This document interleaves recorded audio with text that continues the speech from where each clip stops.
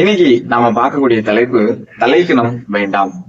வேதம் இவ்வாறாக சொல்கிறது, மனுஷனுடைய அகந்தை அவனை தாழ்த்தும், மனத்தாழ்மையிலோனோ கனமடைவான். நீதிமொழிகள் 29ஆம் அதிகாரம் 23ஆம் வசனம். தாழ்மை என்பது நாம் அடிமைத்தனமாய் இருக்கிறோம் என்பதல்ல, கிறிஸ்து நமக்கு கற்றுக் கொடுத்ததை நம்முடைய வாழ்க்கையை அபியாசப்படுத்துகிறோம் என்பதை நினைவு கூறுகிறது. ஒரு வரலாற்று சம்பவம்.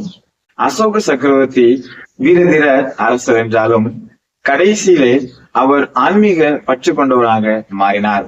ஒரு நாள் அசோக சக்கரவர்த்தி வீதியிலே உலா வந்து கொண்டிருக்கின்ற பொழுது ஒரு ஆன்மீக தலைவரை அவர் பார்த்தவுடன் அவருடைய அரியாசனத்திலிருந்து இறங்கி வந்து நெடுஞ்சான் கிடையாக விழுந்து அவர் வணங்கினார்.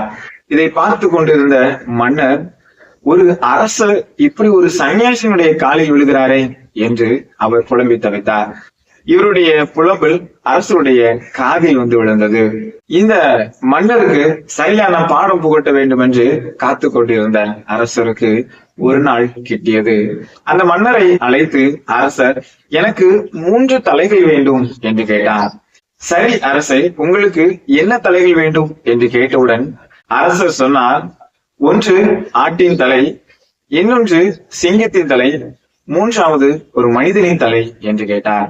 மன்னரும் உத்தரவாதம் பெற்றுக்கொண்டு கடந்து சென்றார். சந்தைக்கு சென்றவுடன் ஆட்டின் தலை கிடைத்தது.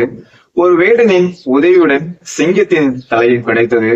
ஒரு கொலை பாதகனை பிடித்து அவனை கொன்று அவனுடைய தலையும் 3 தலைகளையும் ஒரு தட்டின் மீது வைத்து அரசனிடத்திலே கொண்டு வந்தார். கொண்டு வந்தவுடன் அரசர் சொன்னார், இதை கொண்டு போய் விற்று வா என்று சொன்னார்.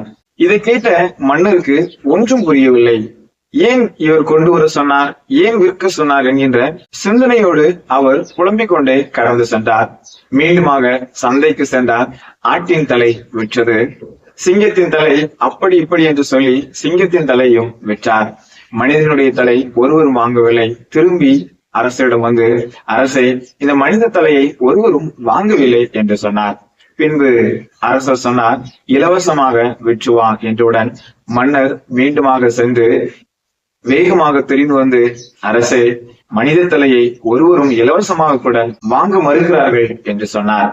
அதற்கு அரசர் சொன்ன ஒரு காரியம், மன்னரே, இந்த தலை உடம்போடு இருக்கும் வரைதான் அதற்கான மதிப்பு உண்டு. ஆகையினால் நாம் இருக்கின்ற வரை நம்மை தாழ்த்தி வாழ வேண்டும் என்று அவருக்கு அறிவுரை சொன்னார். பிரியமானவர்களே, நாமும் நம்முடைய வாழ்க்கையிலே தாழ்மையோடு வாழ்ந்து கொண்டிருக்கிறோமா?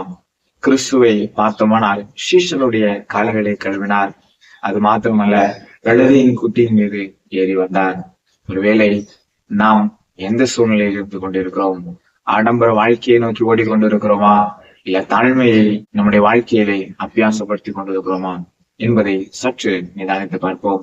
வேதம் அழகாக சுட்டி காண்பிக்கிறது, உன் தேவனாகிய கர்த்தரை பணிந்து கொண்டு அவர் ஒருவருக்கே ஆராதனை செய்வாயாக. மத்தேயு 4ஆம் அதிகாரம் 10ஆம் வசனம். சற்று சிந்தித்து பார்ப்போம். தலையானவருக்கு முன்பாக தலை தாழ்த்துவது விலையேற பெற்ற ஆராதனை.